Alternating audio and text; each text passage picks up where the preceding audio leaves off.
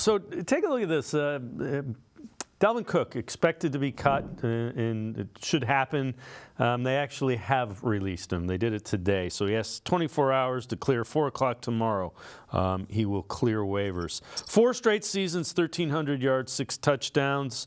Cook only had 214 yards, no touchdowns with the Jets. Limited, and I mean limited touches. I think it was 67 was the amount of touches he had.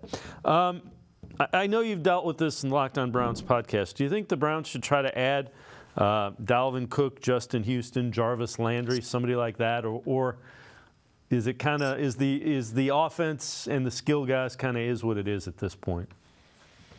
Well, I think the Browns got some relatively good news today. Obviously, neither of these guys look to be playing in Cincinnati, but the fact that Elijah Moore, and we're talking 6 days, after the concussion that obviously forced him to spend the night in the hospital, the fact that he was on the field today, even doing anything, obviously, you would think bodes well to be being ready 10 days from now to play in a game. Ogbenaya Okoronkwo going to practice today, doing some things, participating. Again, you don't expect him to play Sunday.